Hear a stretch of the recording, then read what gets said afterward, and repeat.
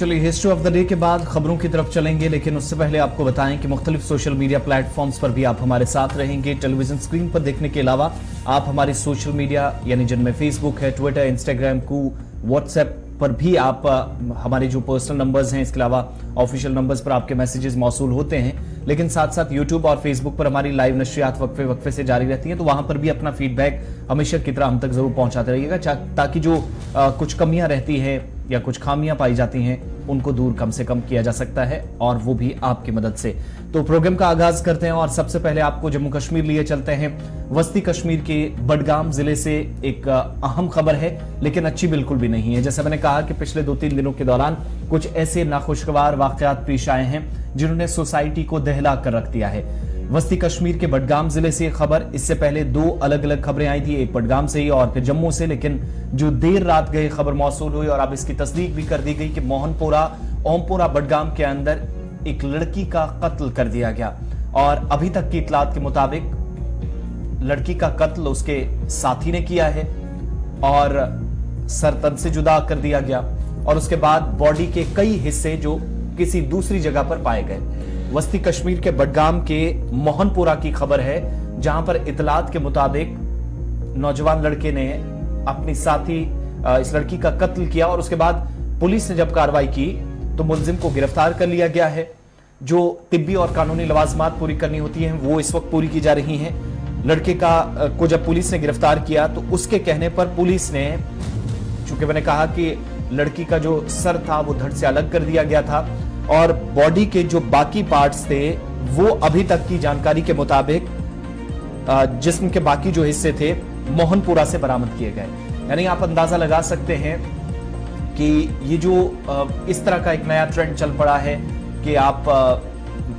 वजूहात कुछ भी हो, लेकिन इस नतीजे पर पहुंचना कि जिस्म के टुकड़े कर दिए जाएं। पिछले कुछ 2-3 दिनों के दौरान इस तरह के केसेस बढ़े हैं। जम्मू के अंदर एक डॉक्टर का केस सामने आया, उसमें भी अभी तहकीकात हो रही हैं। 2 दिन पहले ही कश्मीर से खबर आई, जहां पर सेंट्रल कश्मीर के अंदर ही इसी तरह का एक इंसिडेंट, जहां पर एक नौजवान ने दूसरे नौजवान पर चाकू चला दिया। तो ये तस्वीरें आपके सामने बडगाम की है, मोहनपुरा की, जहां पर जो तिब्बी और कानूनी लवाजमात पूरी करनी है वो की जाएंगी। और अभी तक जो जानकारी है कि यही वो मकाम है जहां पर इस लड़की को अपने साथी लड़के ने उसका सर धड़ से अलग कर दिया, उसका कत्ल कर दिया। अब वजूहात क्या है ये भी जानने की कोशिश करेंगे। जो हमारे पास जानकारी है कि लड़की का ताल्लुक सोईबुक से, जबकि लड़के का ताल्लुक मोहनपुरा से, यानी सेंट्रल कश्मीर के बडगाम में ही दोनों यहीं से थे। अशरफ के पास सीधा चलेंगे। मोहम्मद अशरफ डार, गुलिस्तान न्यूज नुमाइंदा, बडगाम से हमारे साथ हैं, स्पॉट पे हैं, लगातार इन्फॉर्म कल से कर रहे हैं। अशरफ,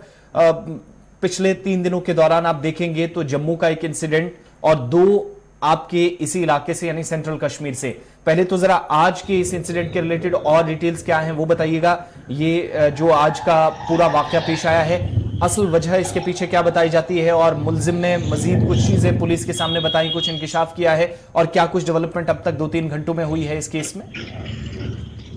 देखिए आसिफ, जहां तक हम इस मर्डर की जब हम बात करते हैं तो कल शाम को करीबन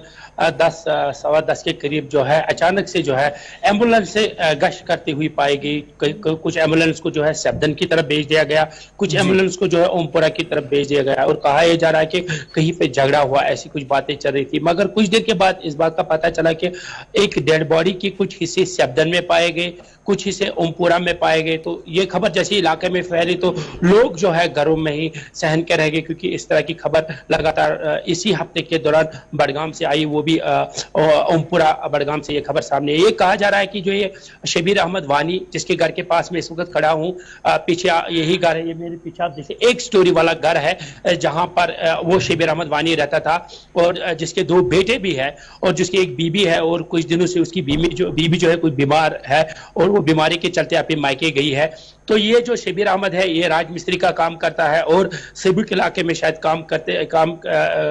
के सिलसिले में वहाँ जाया करता था। इस दौरान इस घर के साथ इसकी वाबस्तगी रही, वहाँ पर काम करने गया था, जहाँ की ये लड़की है सेबुक इलाके की लड़की है, चकपुरा सेबुक की है। तो जो शब बारात का दिन है उस दिन जो है लड़की घर से निकलती है, ऐसी कंप्लेंट जो है पुलिस के पास है दर्ज की गई कि वो शब बारात के दिन जो है दिन में करीबन 11 सवा 11 के करीब घर से निकली है। उसके बाद उसका जो टेलीफोन है वो बंद मिरगुंड एक जगह है बडगाम डीसी ऑफिस के करीब, वहां से उसका फोन जब बंद हुआ है, उसके बाद पुलिस के पास इस तरह की कंप्लेन है और पुलिस ने इन्वेस्टिगेशन के दौरान पहले उनके घर वालों से पूछताछ की कि आखिर लड़की यहाँ कौन आता था, कौन जाता था। उस तफ्तीश में जो इस लड़के का भी जो है शबीर अहमद वानी, इसका भी नाम आया था, तो फिर पुलिस ने उसको भी जो है क्वेश्चनिंग के लिए बुलाया था। फिर कल शाम को जब तफ्तीश के दौरान इसने उस बात का एतराफ किया कि मैंने जो है आरिफा नाम डॉटर ऑफ मोहम्मद शफीक खान सेबू की जो लड़की है उसको अपने घर बुलाया था और यहाँ पर उसका जो है बेरहमी से कत्ल किया था और कत्ल के दौरान उसके अंग को अलग करके मुख्तलिफ जगहों पे उसने उसको छोड़ा था। फिर पुलिस की क्वेश्चनिंग के दौरान उसने इस बात का एतराफ किया और फिर पुलिस ने जगह जगह पे छापामारी के दौरान वो जो अंग है उसके वहां जमा करके अब कुछ देर के बाद बडगाम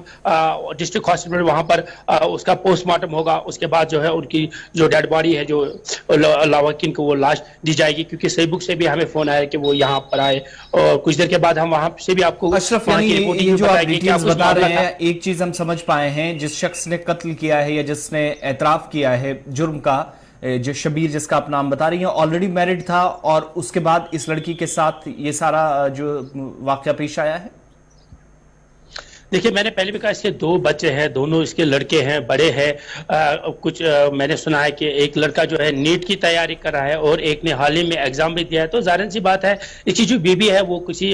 बड़ी बीमारी में मुब्तला है और वो उसको इसने घर निकाला, उसके साथ झगड़ा वगड़ा होता था। और उसके बाद जो ये राजमिस्त्री का, मैंने भी कहा कि ये राजमिस्त्री का काम करता है, तो जाहिर सी बात है इसके घरों में जो है काम करने जाता है, उस दौरान शायद इस घर के साथ या इस लड़की के साथ इसकी वाबस्तगी रही होगी, तभी जो है इसने इसको बुला के जो है घर में फिर क्या वजूहात रही फिलहाल इस पे हम बात नहीं करेंगे और इसकी जानकारी भी नहीं है कि आखिर वजह क्या हुई, इसके घर बुला के उसको क्यों कत्ल किया। इसकी जब पुलिस स्टेटमेंट देगा, आखिरकार ये जब एतराफ करेगा मैंने क्यों मारा, उसके बाद जब पुलिस का स्टेटमेंट उस पर हम बात कर सकते हैं। फिलहाल हम ये कह सकते हैं उस लड़की को घर लाके इसने टुकड़े टुकड़े करके इसकी डेड बॉडी को मुख्तलिफ जगहों पे इसके जो हिस्से हैं उनको छोड़ा था। उसके बाद पुलिस कल कई जगहों पे उन्हें छापा मारी, कुछ हिस्से जो है सफदन इलाके में बरामद किए गए इसकी बॉडी के, कुछ हिस्से उमपुरा में इसके जो है बॉडी के जो बाकी हिस्से उनको बरामद किए गए। फिलहाल जो डेड बॉडी है वो इस वक्त बडगाम के डिस्ट्रिक्ट हॉस्पिटल में रखी गई है। कुछ देर के बाद पुलिस टीम आएगी जो उसको पोस्टमार्टम करेगी, उसके बाद जो है इस डेड बॉडी को जो लवाकिन के हक में लवाकिन के सपोर्ट किया जाएगा। जी अशरफ, आपसे ये भी जानना चाहेंगे, अगर हम इस हफ्ते की बात करेंगे तो दूसरा ऐसा वाक़ा है यानी कि कत्ल का मामला, इससे पहले भी एक कत्ल हुआ है जिसमें मुलाजिम जिससे एक शख्स ने छुरा घोंप कर उसका कत्ल किया है, उसके बाद ही अब ये दूसरा वाक़ा। इस तरह से हम देख रहे हैं कि बडगाम जिला में भी इस तरह के वाक़ात हो रहे हैं, या वादी कश्मीर या जम्मू कश्मीर में भी, क्योंकि जम्मू के अंदर भी एक लड़की का कत्ल हुआ है। अब वादी कश्मीर के इस तरह के केसेस जो है वो दिन ब दिन बढ़ रहे हैं। देखिए जहां तक हम इसी हफ्ते की बात करें कि दूसरा ऐसा मर्डर है, पहले जो हमने देखा नस्लापुरा में 2 नौजवानों के बीच आपस में हाथापाई के दौरान छुरा होकर उसकी जो है हत्या की गई। अब यहां पर जो है ये भी कहा जा रहा है कि 2-3 दिन पहले शायद लग रहा है कि जिस तरह से बॉडी के हिस्से इसने किए थे, तो जाहिर सी बात है 2-3 दिन पहले ही इसने इसको कहीं मार के जो है हिस्सों को जो है अलग अलग जगहों पर छोड़ा है ताकि किसी को इस बात की पता न चले। और अगर हम इन मर्डरों की बात करें तो जाहिर सी बात है बडगाम के